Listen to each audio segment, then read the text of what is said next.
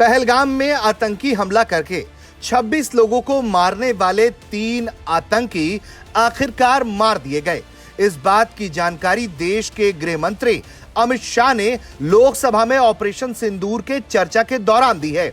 इस मौके पर उन्होंने बताया है कि ये आतंकी कितने खूंखार थे और किस आधार पर इनकी पहचान करके इन आतंकियों को आखिरकार सेना ने मार गिराया है। माननीय अध्यक्ष जी, मैं विषय पर आने से पहले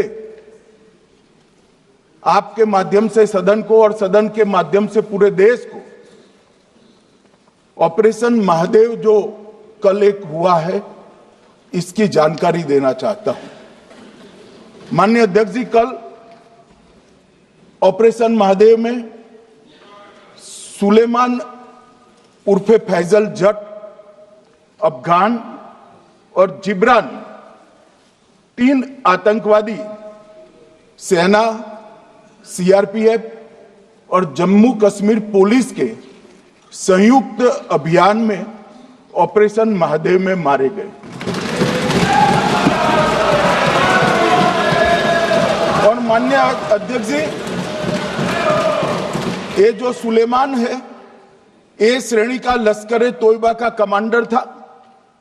पहलगाम हमले में और गगनगिर आतंकी हमले में वो लिप्त था। इसके ढेर सारे सबूत हमारी एजेंसियों के पास है।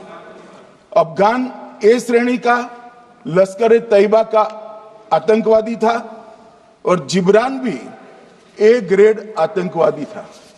और माननीय अध्यक्ष जी, मैं सदन को और सदन के माध्यम से पूरे देश को बताना चाहता हूं, जिन्होंने बैसरन घाटी में हमारे प्रवासियों को, नागरिकों को मारा था, ये तीनों आतंकवादी ये थे और तीनों मारे गए।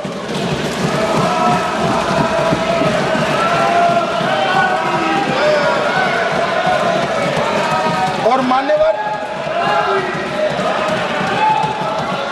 मैं आज इस सदन के माध्यम से सेना के पैरा 4, सीआरपीएफ के सारे जवान जो अभियान में शामिल थे और जम्मू कश्मीर पुलिस के जो जवान थे, वो सभी को सदन और पूरे देश की ओर से बहुत बहुत साधुवाद देना चाहता हूं।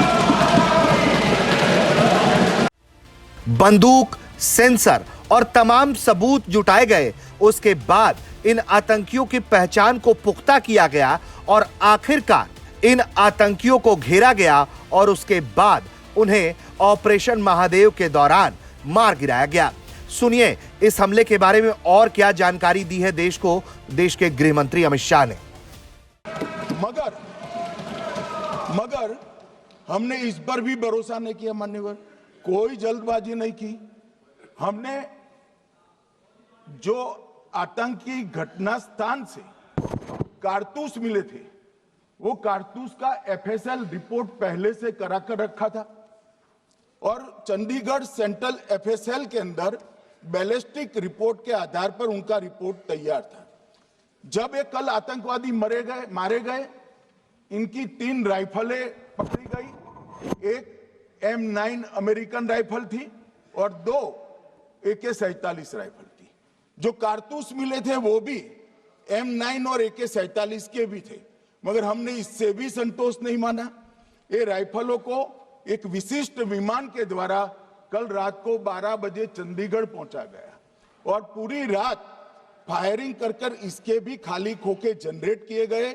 2 खोखों का मिलान किया गया, राइफल की नाली और निकले हुए खोखों का भी मिलान हो गया।